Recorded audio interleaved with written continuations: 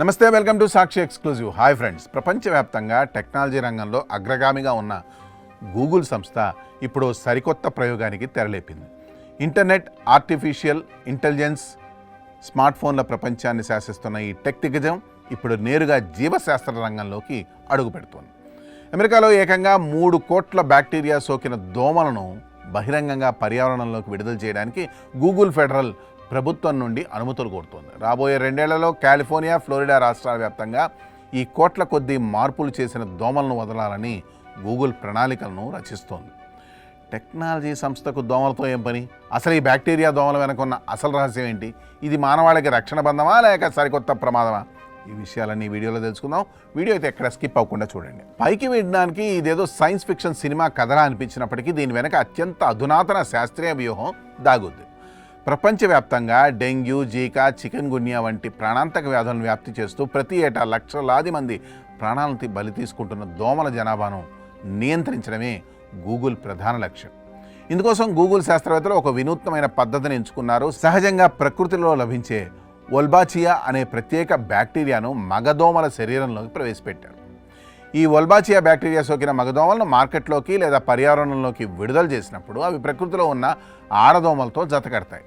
ఇక్కడే అసలైన ట్విస్ట్ ఉంది. వొల్బాచియా బ్యాక్టీరియా ఉన్న మగదోమలతో సాధారణ ఆడదోమలు జతకట్టినప్పుడు పుట్టే గుడ్లు లేదా పిల్ల దోమలు బతకవు. వాటి సంతానోత్పత్తి వ్యవస్థ పూర్తిగా దెబ్బతింటుంది. ఫలితంగా కాలక్రమేణా ఆయా ప్రాంతాల్లో దోమల జనాభా ఊహించని స్థాయిలో పడిపోతుంది. మగదోమలు సాధారణంగా మనుషులను కుట్టవు, కేవలం చెట్ల రసాలను మాత్రమే తాగి జీవిస్తాయి. కాబట్టి వీటి వల్ల మనుషులకు ఎలాంటి అదనపు ముప్పు ఉండదని శాస్త్రవేత్తలు చెబుతున్నారు. కాలిఫోర్నియా, ఫ్లోరిడా వంటి తీర ప్రాంత రాష్ట్రాల్లో దోమల సమస్య అత్యధికంగా ఉండడం వల్లే గూగుల్ తన పైలట్ ప్రాజెక్ట్ కోసం ఈ ప్రాంతాలను ఎంచుకుంది.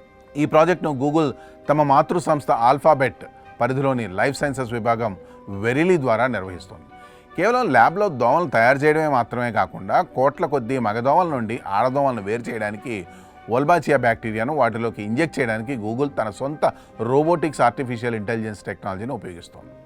ఏఐ సాయంతో అత్యంత ఖచ్చితత్వంతో కేవలం మగదోమలను మాత్రమే వేరు చేసి ల్యాబ్స్ నుండి ఫీల్డ్కి తరలించే ఆటోమేటెడ్ వ్యవస్థను వీరు అభివృద్ధి చేశారు. టెక్నాలజీ, బయోసైన్స్ కలయికతో జరుగుతున్న ఈ ప్రయోగం విజయవంతమైతే భవిష్యత్తులో ఖరీదైన కెమికల్ స్ప్రేలు, దోమల మందుల అవసరం లేకుండానే దోమల వల్ల వచ్చే మహమ్మారులకు శాశ్వతంగా అడ్డుకట్ట వేయొచ్చని భావిస్తున్నారు. గూగుల్ చెప్తున్న వాదనలు వినడానికి ఎంతో ఆశాజనకంగా ఉన్నప్పటికీ పర్యావరణవేత్తలు, తదితర శాస్త్రవేత్తల నుండి దీనిపై తీవ్ర అభ్యంతరాలు, ఆందోళనలు వ్యక్తమవుతున్నాయి.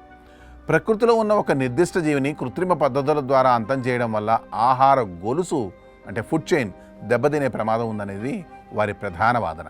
దోమలను ఆహారంగా తీసుకునే పక్షులు, కప్పలు, ఇతర కీటకాల మనుగడ ప్రమాదంలో పడుతుందని హెచ్చరిస్తున్నారు. అంతేకాకుండా ల్యాబ్లో తయారు చేసిన ఈ బ్యాక్టీరియా నోటిఫైడ్ దోమల వల్ల భవిష్యత్తులో వేరే ఏదైనా కొత్త వైరస్ రూపాంతరం చెందితే దానికి బాధ్యులు ఎవరు అన్న ప్రశ్నలు కూడా తలెత్తుతున్నాయి. ఈ నేపథ్యంలోనే ఫెడరల్ ప్రభుత్వం గూగుల్ దరఖాస్తును అత్యంత క్షుణ్ణంగా పరిశీలిస్తోంది. ఏదేమైనా గూగుల్ వేయబోయే ఈ బయోస్టెప్ వైద్య సాంకేతిక రంగాల్లో ఒక సరికొత్త సంచలనానికి దారితీయబోతోంది. మరి కోట్ల కొద్దీ బ్యాక్టీరియా దోమలను పర్యావరణంలోకి వదలాలనే గూగుల్ మాస్టర్ ప్లాన్పై మీ అభిప్రాయాలను కామెంట్స్ రూపంలో తెలియజేయండి. That's all for today. This is Harikrishna signing off for Sakshi exclusive.